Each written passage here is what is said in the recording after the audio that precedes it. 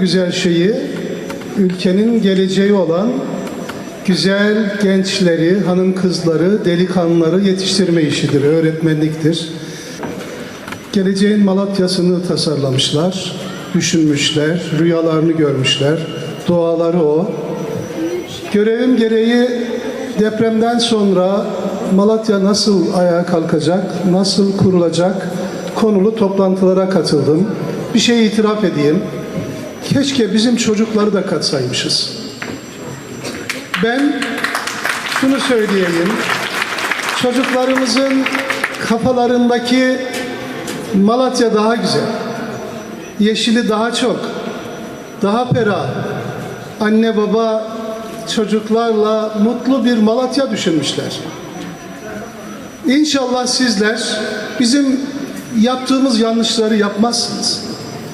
Bizim nesil güzel işler yapsaydı belki bu kadar evlerimiz yıkılmayacaktı. İnşallah sizlerin umutları ülkemin geleceğine hakim olur. Sizin her birinizin gözündeki bu ışıltıyı gördüğüm için mutluyum. İyi ki varsınız. İyi ki böyle bir yarışma düzenlenmiş. Milli Eğitimimize, Büyükşehir Belediye'mize teşekkür ediyorum. Deprem sonrası geleceğin Malatya'sı konulu resim yarışmamızın ödül törenine hepiniz hoş geldiniz, sefalar getirdiniz. Öncelikle değerlendirmemiz nasıl oldu? Rumuz'la seçtik değerli arkadaşlar. Rumuz. Yani ne bir isim gördük ne okul ismi gördük. Sadece rumuz ve sayı olarak gördük. Onları değerlendirmeye aldık. Titiz bir çalışma oldu. Gerçekten çok zorlandık. Biz öğrencilerimiz ne yaşadı, ne gördü, ne görmek istiyor bunları görmek istedik işin açıkçasıyla. Malatya malumunuz üzerinden bir sene geçti. Ağır bir felaket yaşadık. Allah bir daha yaşatmasın diyoruz. Bunları biz çocuklarımızla yaşadık. Çocuklarımıza bunları aslında unutturmak için ne gerekiyorsa hem milli eğitim açısından hem diğer kurumlarla birliktelik sağlayıp bütün amacımız çocuklarımızın iyi bir geleceğe hazırlanması.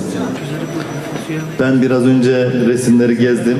Jüri üyemizin de bahsettiği gibi gerçekten birbirinden güzel eserler. Gerçekten çocuklarımız çok güzel şeyler düşünmüşler.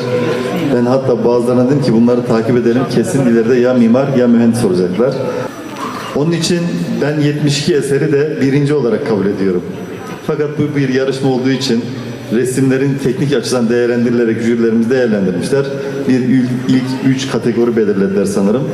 Ama biz hepsini gönlümüzde birinci olarak kabul ediyoruz. Hepsini tebrik ediyoruz. Hepsini alkışlıyoruz. Öncelikle alkışlayalım onları. Evet. Evet. Ben bu resimde Malatya'nın kayısıyla güçleneceğini anlatmak istedim. Depremle ilgili dediğim gibi Malatya'nın kayısı ticaretiyle güçleneceğine inandığımdan dolayı bu resmi çizdim.